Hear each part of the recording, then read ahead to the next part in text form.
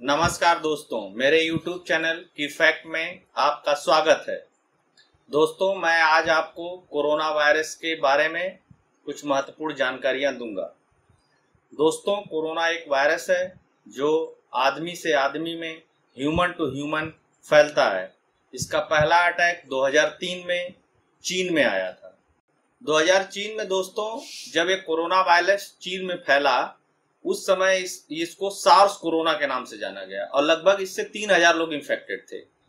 3000 लोगों में से लगभग 25% लोगों की डेथ हो गई और ये लगभग वहीं चीन से ही ये वायरस खत्म हो गया।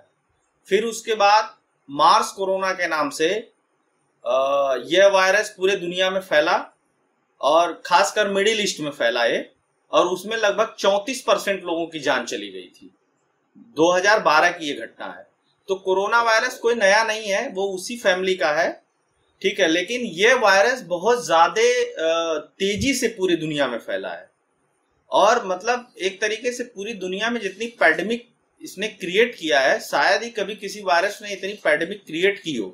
हालांकि आज से 100 साल पहले जब स्पेनिश फ्लू आया था, तब भी उसने बहुत महामारी फैलाई थी और बहुत दिक्कतों का सामना करना पड़ता, करोड़ों लोगों की उसमें डेथ हुई थी।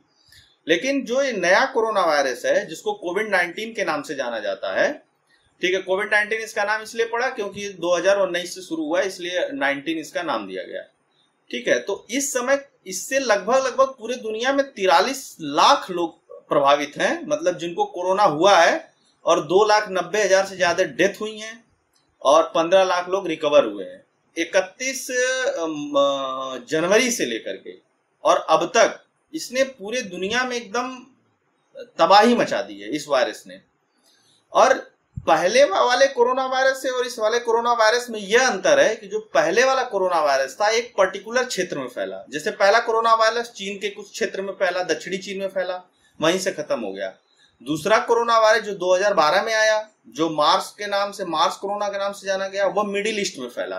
तो मिडिल ईस्ट से समाप्त हो गया। लगभग 2500 लोगों के आसपास उससे 2500 लोग के आसपास उससे लोग प्रभावित थे। अब एक प्रॉब्लम यह आई कि जो नया कोरोना वायरस आया है कोविड-19 के नाम से, इसको जिस साइंटिस्टों का कहना है कि इसका जो स्ट्रक्चर है, जो प्रोटीन स्ट्रक्चर है, वो इतना कवर्ड, इतना हार्ड है कि उसको कम करना बहुत दिक्कत का काम है। तो इसलिए फैलता गया। हालांकि जितने भी मजबूत इम्यूनिटी वाले लोग हैं, वो इससे लड़ रहे हैं। इसके लिए कोई तैयारी नहीं थी पूरी दुनिया में, क्योंकि एक एकदम नया तरीके का सब कुछ था। तो धीरे धीरे पूरी दुनिया के साइंटिस्टों ने तैयारी करी, डॉक्टरों ने तैयारी करी, मेडिकल के अन्य तरीकों को बदला है और सारी चीजों को बदला है। और जहां तक उम्मीद है कि ये लगभग 3 से 4 महीने तक और पूरी दुनिया में तबाही मचाएगा। अच्छा, इसके लक्षण क्या थे?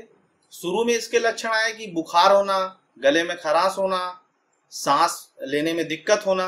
लेकिन नई रिसर्च में क्या आया है कि अगर किसी को गंध नहीं आती है, किसी को टेस्ट नहीं आता है, तो भी वह इससे प्रभावित हो सकता है।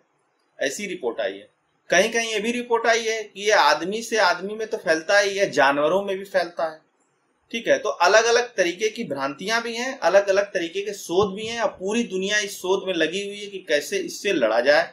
इसका वर्तमान में सबसे बेहतरीन तरीका यही है कि आप सोशल डिस्टेंसिंग का पालन करें, आप फिजिकल डिस्टेंसिंग का पालन करें और साथ ही साथ सबको प्रेरित करें कि बाहर जब भी कोई जाए तो सोशल डिस्टेंसिंग, फिजिकल डिस्टेंसिंग जैसी चीजों का पालन करे।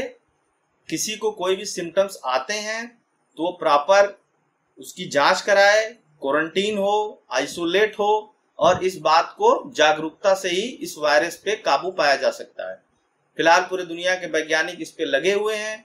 मैं अगली वीडियो में आप लोगों को बताऊंगा कि पूरी दुनिया के वैज्ञानिक इस पे क्या क्या काम कर रहे हैं। अगर आपको वीडियो पसंद आया हो, आपको लगता हो कि ये वीडियो आपके काम का है, तो आप मेरे YouTube चैनल की फैक्ट को लाइक करें और सब्सक्राइब करें।